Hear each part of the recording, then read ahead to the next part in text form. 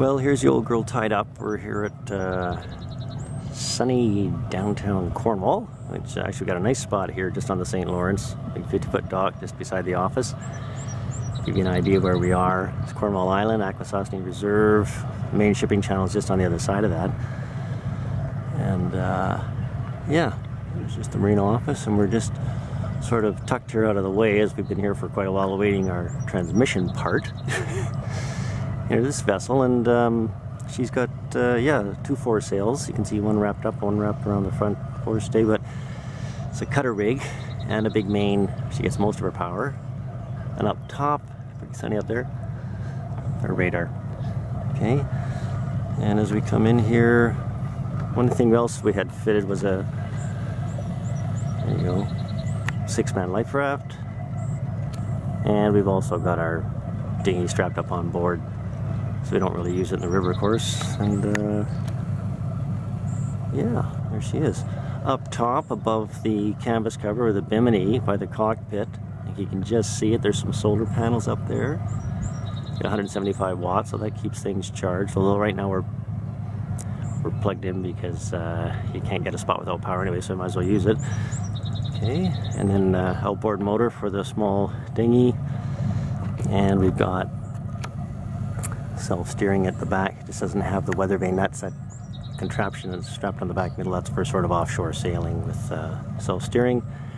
And there's Alison's little herb garden there with basil, oregano, parsley, etc. Gifts from friends, which was great. Using that, some good recipes. And we'll just step into the cockpit.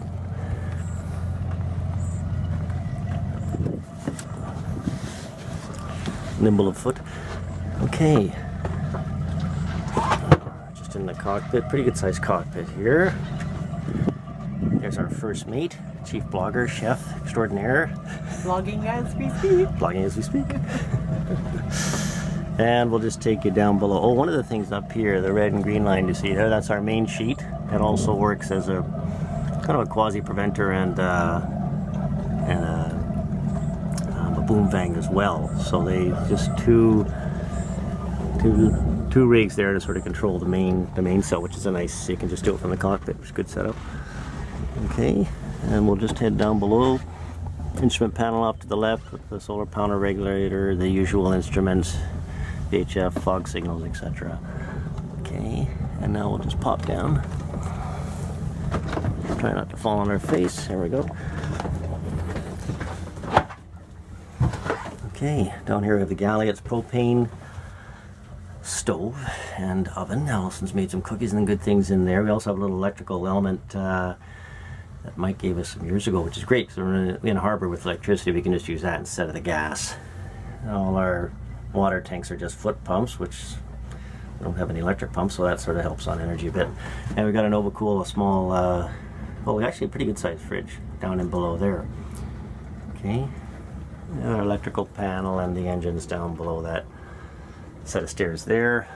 Over on this side, this boat doesn't have a quarter berth, but it does have 2 big lockers back aft, and then a wet locker, some storage in there, and a good sized chart table.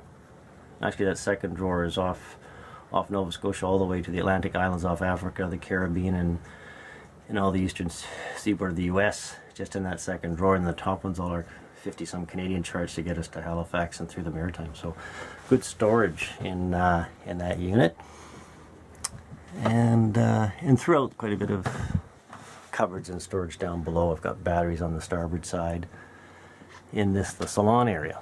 Okay, and this table flips up when we're underway and secures up against the bulkhead keelstead mast,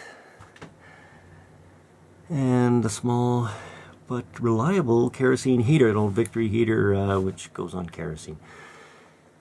Okay, and the ubiquitous head is just tucked in there. Another hanging locker with some heavy drawers, which are good at sea, and then a good sized V berth, about 7 feet on both sides, and some extra storage there. As you can see, there's a hatch. All the ports are opening, which is good for fresh air too. Okay, and she was built in '84, actually in Bloomfield, and Prince Edward County, 1 of 7. This is hull number 2. Yeah, it's an Allberg 34 cutter rig. So, and her power is 27 Yanmar 3-cylinder, and we're just again waiting for an output coupler for the transmission, which is supposed to be here Monday. So we're keeping our fingers crossed. Right. Other systems, just for navigation, we have the Garmin 740S, which is a combined chart plotter radar. You can use them independently. That swings out into the cockpit to watch that. Standard VHF for line of sight communications. There's an electric fog signal outhailer, the solar panel regulator, and the main instruments. So those are just sort of the nav features. Okay, and then we have backup handheld VHS and GPS as well. Great, thanks for coming aboard.